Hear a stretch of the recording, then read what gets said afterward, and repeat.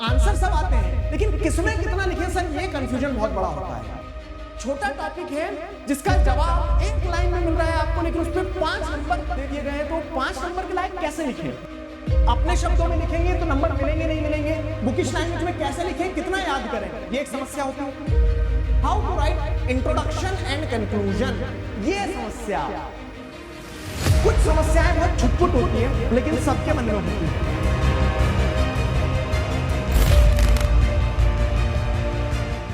Hello everybody, this is Digraj Singh Rajput, welcome to our channel. Answer लिखने में समस्याएं जाती हैं, समस्याओं का समाधान है the art of answer writing. पिछले वीडियो में मैंने आपको बताया था कि किस तरह से एक अच्छा आंसर लिखा जा सकता है। हमने एक बेसिक बेस तैयार किया था कि कहां से हम आंसर लिखना शुरू कर सकते हैं। अब पॉइंट यह है कि जिस तरह से मैंने ऑब्जर्व किया है कि आंसर लिखते समय कुछ ब्रॉड लेवल पे सभी स्टूडेंट्स को ब्रॉड एरियाज में ये कंफ्यूजन रहते हैं, ये प्रॉब्लम्स रहते हैं। मूल मंत्र क्या है कि समस्या पे नहीं समाधान पे फोकस किया जाए। इस वीडियो में हम वही बात करने वाले हैं कि आप लोगों को मैं 5 ऐसी परेशानियां जो आंसर लिखते समय ब्रॉडली हर एक स्टूडेंट कहीं ना कहीं फेस करता है, मैं वही कर रहा हूं कि इन जनरल सभी बच्चों की समस्याओं का समाधान, ये 5 परेशानियां जो आंसर लिखते समय आप फेस करते हो उन पे हम बात करने वाले हैं। सीधी सटीक बात होगी, अच्छे से पॉइंट्स को समझना, और मैं उम्मीद करता हूं कि आपको इन पॉइंट्स को समझने के बाद में लास्ट तक जब हम सारे 5 ब्रॉड कैटेगरीज को डिस्कस करेंगे तो आपको यह क्लैरिटी मिल जाएगी कि हाँ, अब अगर ये प्रॉब्लम आएगी उसका सोल्यूशन कैसे निकालना है वो आपको पता चल जाएगा। And here we go. पहली समस्या, हाउ मच टू राइट।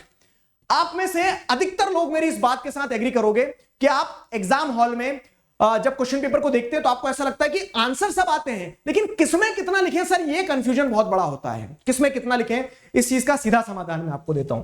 सबसे पहली चीज, थंब रूल जो है ना, थंब रूल क्या है? देखो, पॉइंट ये हो रहा है कि मैं आपसे आपका पता पूछ रहा हूं अगर, तो आपको पता में ये नहीं लिखना है कि पते में आप ये बता रहे हैं कि मेरा हाउस नंबर 13 है। आपको ये बताना होगा क्या कि हाउस नंबर 13, ये कॉलोनी, ये शहर और पूरा। तब क्या होता है, तब हम कहेंगे कि जो इंफॉर्मेशन पूछी गई और जो आपके द्वारा दी गई वो कंप्लीट हो रही है। वही चीज यहां पे भी कि हाउ मच टू राइट, तो वो क्वेश्चन खुद बता रहा है कितना लिखना है। क्वेश्चन में अगर ये दिया गया है कि चैलेंज बताओ और उसकी इंपॉर्टेंस बताओ, तो चैलेंज और इंपॉर्टेंस दोनों लिख दिया, मतलब आपका आंसर कंप्लीट है। जितना पूछा है उतना लिख दो, आपका आंसर कंप्लीट है, उतना लिखना है। अधिकतर होता क्या है ना, हम ऐसे देखते हैं, how much to write, 3 line लिखना है, 4 लाइन लिखना है, 50 वर्ड लिखना है, 100 वर्ड लिखना है, या फिर इतना बड़ा पैराग्राफ, इतना बड़ा पैराग्राफ। तो ये इतना उतना नहीं करना है, पॉइंट सीधा है कि कितना लिखना है। तो जितना पूछा है उतना, फीचर्स पूछे हैं, 3 नंबर का क्वेश्चन है तो मिनिमम 3 फीचर तो आपके होंगे। समझ में आया?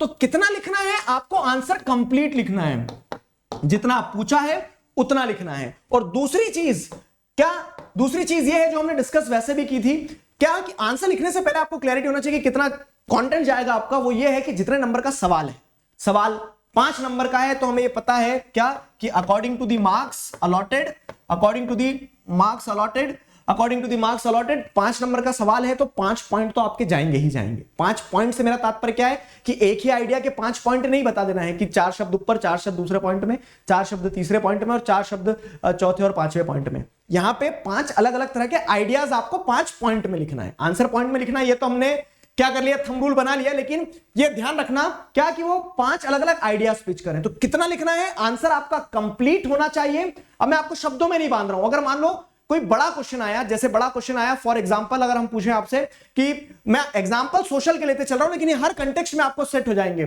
जैसे सवाल ये आया कि participation of Indian masses in non cooperation movement, तब आपको टाउन का भी बताना है, कंट्री साइड का भी बताना है। कंट्री साइड में आपको मेन स्ट्रीम सोसाइटी का भी, ट्राइबल पीपल का भी और प्लांटेशन वर्कर का भी बताना होगा। तो ये बड़ा आंसर होगा।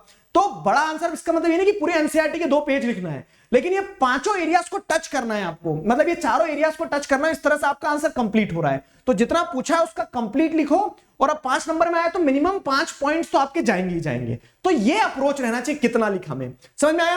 अब कितना लिखे, ये समस्या का समाधान अगर आपको मिला है तो उसके बाद में अगली समस्या जो आपके सामने आएगी वो ये आती है, और again you will again agree on this, क्या कि ये एक ऐसी प्रॉब्लम है जो अगेन सबको परेशान करती है। क्या? और इसमें तो आपको जोर से बहुत ज्यादा ऐसा लगेगा कि हाँ सर ये तो मन की बात बता दी आपने, कि हाउ टू एक्सपैंड, कैसे एक्सपैंड करें। एक एग्जांपल लेते हैं और उस एग्जांपल से सभी लोग एसोसिएट कर पाएंगे बहुत आसानी से। How to expand the short topics into long answer.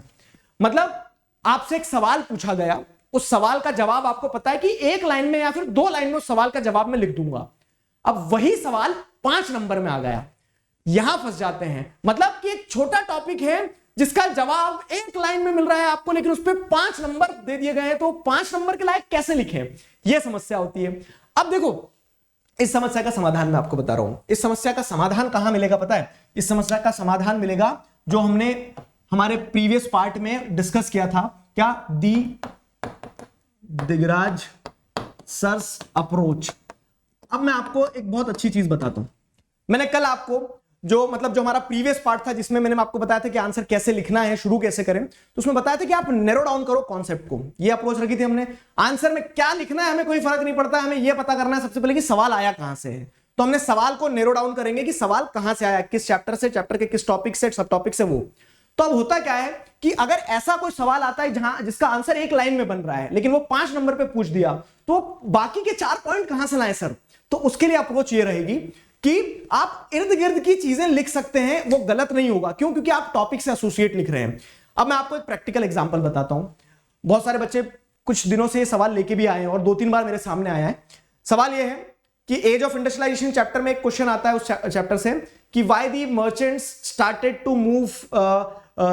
To move towards countryside for their production. Merchants countryside की तरफ क्यों मूव करने लगे थे यूरोप में उनके प्रोडक्शन के लिए? तो अब इसका एक शब्द में अगर जवाब एक वाक्य में इसका जवाब दिया जाए तो वो ये था क्योंकि शहर में वो जो दूसरे ट्रेडर्स थे, ट्रेड गिल्ड्स वगैरह थी, उससे बहुत ज्यादा कंपटीशन था। फाइन, अब ये 5 नंबर में आ गया। 5 नंबर में आया तो अब अप्रोच हमारी वही फॉलो करेंगे कि हमने पहले इसको नैरो डाउन किया कि कहां से आ रहा है सवाल।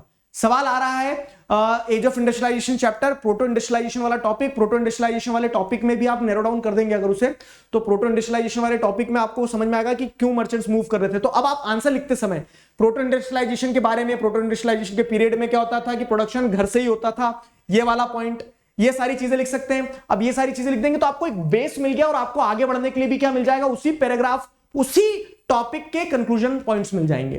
तो क्या रहेगा कि जब आपको ऐसा स्पेसिफिक क्वेश्चन पूछा जाए एक लाइन का लेकिन उसमें 5 नंबर का कैसे लिखे, एक्सपैंड कैसे करें, तो आइडिया वही है कि आप उसका ये एनालाइज करो कि ब्रॉडली क्वेश्चन कहां से आया है और वो टॉपिक का बेस, वो टॉपिक का इंट्रो, वो टॉपिक का कंक्लूजन की तरह इस्तेमाल किया जा सकता है आंसर को एक्सपैंड करने में। आप गलत नहीं हो रहे हो, आप ऑफ द टॉपिक भी नहीं जा रहे हो, लेकिन आप क्या कर रहे हो कि जो एक लाइन का आंसर था उसको कह सकते हैं ना, उसके लिए आगे और पीछे का माहौल बना रहे हो, समझे?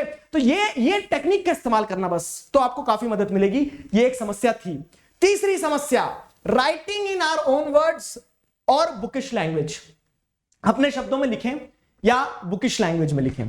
पॉइंट बहुत सीधा सटीक है और बहुत सारे लोग इसमें परेशान होते हैं कि अपने शब्दों में लिखेंगे तो नंबर मिलेंगे नहीं मिलेंगे, बुकिश लैंग्वेज में कैसे लिखें, कितना याद करें, ये एक समस्या होती है। अब देखो, इस समस्या का समाधान मैं बता रहा हूं आपको कि आपको अपने शब्दों पे लिखने में नंबर मिलेंगे, पूरे नंबर मिलेंगे। ध्यान रखिएगा, आप अपने शब्दों में लिखने के लिए बिल्कुल आजाद हो, लेकिन एक पॉइंट भी ध्यान रखिएगा कि बुकिश लैंग्वेज का मतलब यह है कि जो कीवर्ड्स रहते हैं, जब भी हम कोई टॉपिक पढ़ते हैं तो हर टॉपिक में कुछ कीवर्ड्स रहते हैं, हर टॉपिक में कुछ कीवर्ड्स रहते हैं कि फर्स्ट वर्ल्ड वॉर ने किस तरह से इंडियन नेशनलिज्म को स्ट्रेंथन किया। तो फोर्स रिक्रूटमेंट लिख रहे हो, इसका मतलब क्या है कि आप एग्जामिनर को बता रहे हैं कि आपने किताब बहुत अच्छे से पढ़ी थी, आपके आंसर लिखने में वो शब्द रिफ्लेक्ट होंगे, कीवर्ड्स। जब आपके हाथों से आंसर लिखते समय एनसीईआरटी के वर्ड्स गिर रहे होंगे ना, इसका मतलब ये कि आप एनसीईआरटी पढ़ के आए हो, तो आप वो कीवर्ड्स इंक्लूड करो। जब आप एनसीईआरटी पढ़ोगे तो ऑटोमेटिकली वो कीवर्ड्स आपके थॉट प्रोसेस में आएंगे, ठीक है, और आप अपने शब्दों में बेधड़क होकर लिखिए। तो इस समस्या का सीधा सटीक समाधान में दे रहा हूं कि आप अपने शब्दों में लिखने के लिए आजाद हैं। शर्त है कि कीवर्ड्स इंक्लूड कर लेना बस एनसीईआरटी के। आगे बढ़ते हैं, how to write introduction and conclusion. ये समस्या, इंट्रोडक्शन और कंक्लूजन कैसे लिखे सर, हमें वो लिखते नहीं आता है। तो मैं आपको एक मजे की बात बताऊं, हर बार इंट्रोडक्शन और कंक्लूजन लिखना जरूरी भी नहीं है। अगर सीधा पूछा है आपसे कि फीचर्स बताइए किस चीज के, पॉलिटिकल पार्टीज के, तो आप सीधा लिखना शुरू कर सकते हैं। अगर आपसे पूछा गया है HCl के फंक्शन क्या है, हाइड्रोक्लोरिक एसिड, तो उसके फंक्शन सीधा लिखना शुरू कीजिए। हर जगह इंट्रोडक्शन देके माहौल बनाने की जरूरत नहीं है। लेकिन अगर आप मान लो कि हमें पॉइंट ध्यान नहीं आ रहे हैं, इंट्रोडक्शन कंक्लूजन से हमें थोड़ा काम चलाना है, आंसर थोड़ा बड़ा करना है, तब क्या करेंगे? तो तब मैं आपको एक चीज बताता हूं सिंपल सी। देखो, एक सैंपल क्वेश्चन लेते हैं।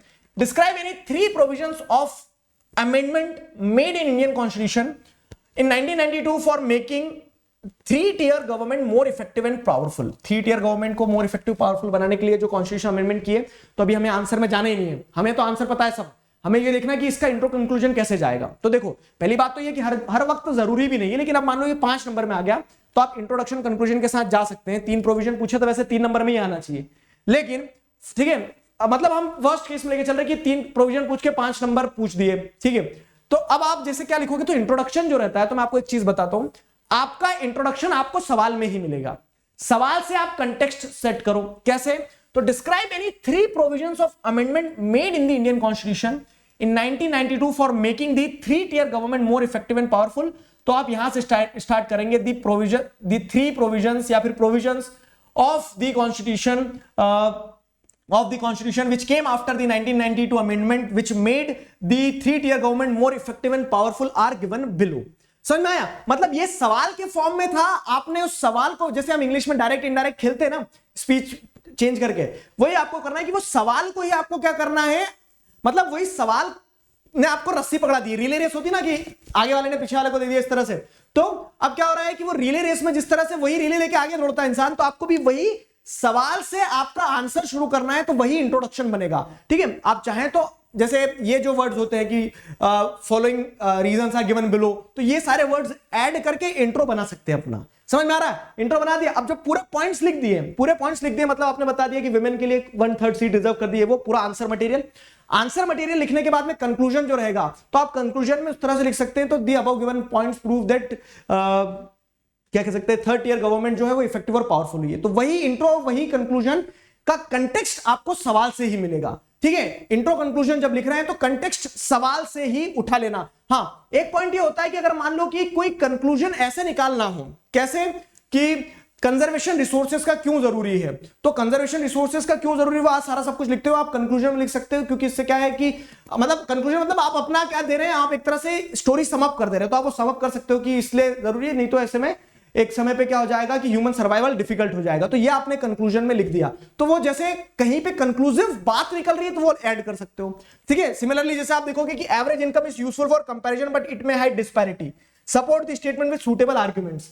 तो अब जरूरी नहीं कि आपको क्या लिखना है, हर बार इंट्रोडक्शन कंक्लूजन देना ही देना है। पॉइंट समझ में आ रहा है? अब यहां क्या कंक्लूजन दोगे, इंट्रो दे सकते हो कि average income eight times average income hide disparities, ठीक है।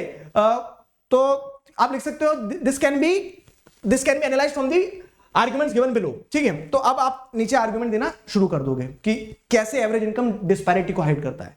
पॉइंट समझ में आया? और क्वेश्चंस प्रैक्टिस करना है तो प्रैक्टिस करने के लिए हम क्या करेंगे, वही टेलीग्राम चैनल टीम डीएसआर वाली लिंक आपको डिस्क्रिप्शन में मिल जाएगी, वहां पे मैं प्रैक्टिस शीट डालूंगा, तो आप क्वेश्चंस उठाना और बस ये देखना कि इस सवाल में अगर इंट्रोडक्शन कंक्लूजन की जरूरत है तो मैं कैसे लिख सकता हूं या लिख सकती हूं। फाइन, लास्ट कुछ समस्याएं बहुत छुटपुट होती है लेकिन सबके मन में होती है, वो भी मैंने इंक्लूड करी इसमें। वो छुटपुट समस्याएं क्या है, जैसे पेन कौन सा लिखें, ठीक है, विच सेक्शन टू स्टार्ट फर्स्ट, तो ये सारी चीजें वैसे तो हम पेपर प्रेजेंटेशन वाला वीडियो जो हम सीरीज का लास्ट वीडियो रहेगा उसमें डिस्कस करेंगे, बहुत अच्छे से डिस्कस करेंगे, लेकिन अभी के लिए मैं आपको बता दूं, देखो पेन पे लड़ाई मत लड़ो, पेन कोई भी हो वो हो जिससे आप कंफर्टेबल हो, जिसमें आपने प्रैक्टिस करी हो, वो पेन का इस्तेमाल करो। बॉल जेल सब अपनी अपनी कहानी है, प्रेफरेबली जैसे मैं आपको बताऊं जेल ले जा रहे हो तो क्या बोलते हैं कि ये इंश्योर करना है कि वाटरप्रूफ हो, ठीक है। बॉल से ले जा रहे हो तो आप ये देखो कि आपकी बॉल पेन में आपका फ्लो तेज बनता है, तो बॉल से लिखो। Which section to start first, तो which section to start first, कोई भी सेक्शन स्टार्ट कर सकते हो, बस सीक्वेंस मत बिगाड़ना। ABCD लिख रहे हो तो ABCD से स्टार्ट करो, DCBA ऐसे करना है तो ऐसे कर दो, ठीक है। आप कोई ऐसा करता है कि पहले B कर दे फिर C कर दे फिर A कर दे, तो उसमें भी नंबर नहीं कटेंगे, लेकिन क्यों कबड्डी खेलना है तुम्हें, सीधा सीधा पेपर लिखो, that will be more beneficial. हाँ, इसके अलावा सेक्शन के अंदर अगर तुमने सीक्वेंस बिगाड़ दी तो फिर घोर अपराध, जघन्य अपराध कर दोगे, सीक्वेंसिंग मत बिगाड़ना बस, ठीक है। और इस पे पेपर प्रेजेंटेशन वाले वीडियो में हम बात करेंगे डायग्राम फ्लो चार्ट बनाए या नहीं बनाए। तो डायग्राम फ्लो चार्ट की कहानी देखो ऐसी है कि मन हो तो बनाना, मतलब क्या, नहीं मन पे डिपेंड नहीं करता है। जैसे बायोलॉजी में डायग्राम है, फिजिक्स में डायग्राम है, तो डायग्राम जब बना रहे हो तो जहां रिक्वायर्ड है वहां तो बनाना ही है। सोशल में डायग्राम बनाए क्या, तो जैसे कोई क्वेश्चन स्पेसिफिकली डायग्राम की नीड लेके चल रहा है, जैसे कि क्वेश्चन हो गया आपका क्या, रेन वाटर हार्वेस्टिंग, तो वहां बना सकते हो आप। फ्लो चार्ट जो है, तो हाँ फ्लो चार्ट का केस ये रहेगा कि जब आपके पास लॉन्ग आंसर में क्या है, लॉन्ग आंसर में समय कम बच रहा है या फिर वो समस्या आ रही है, तो आप फटाफट फ्लो चार्ट करके भी आंसर दे सकते हो। जैसे फ्लो चार्ट करके क्या है कि फ्लो चार्ट में फॉर एग्जांपल आपसे ये पूछा गया आपसे कि sectors on the basis of ownership, तो पब्लिक प्राइवेट एक फ्लो चार्ट करके ऐसे बना दोगे तो वो क्या है, पेपर प्रेजेंटेबल भी लगता है, थोड़ा सा एकदम सीधी सीधी लाइनों की जगह कुछ डायग्राम टाइप चीज दिख जाती है तो प्रेजेंटेबल लगता है, और दूसरी चीज क्या, आपका टाइम अगर बच जाए उसमें, तो ऐसे फ्लो चार्ट भी बना सकते हो, शर्त ये कि जहां रिक्वायर्ड हो वहीं। क्लियर हुआ? तो आई होप इस वीडियो में हमने वो पॉइंट्स एड्रेस करने का प्रयास किया जो कहीं ना कहीं ब्रॉडली सबकी परेशानियां होती है, और आपको एक अच्छा इनपुट मिला है। नेक्स्ट वीडियो में हम डिस्कस करेंगे कि अलग अलग तरह के सवाल जो आते हैं, सवाल जैसे कि differentiate between statement based question आ गए, केस बेस्ड क्वेश्चन आ गए, ऑब्जेक्टिव आ गए, तो उन्हें कैसे लिखना है, तो वो चीज जो है वो चीज हम क्या करने वाले हैं, नेक्स्ट वीडियो में डिस्कस करने वाले हैं। आई होप इनमें से कुछ प्रॉब्लम्स आप भी फेस कर रहे थे, कौन सी प्रॉब्लम फेस कर रहे थे कमेंट सेक्शन में बताइएगा, और आपको उन प्रॉब्लम्स का समाधान मिला। मिलते हैं नेक्स्ट पार्ट में, तब तक अपना ध्यान रखिए, पढ़ते रहिए। अभी के लिए साइन ऑफ करता हूं, signing off with this, together we can we will. Thank you very much.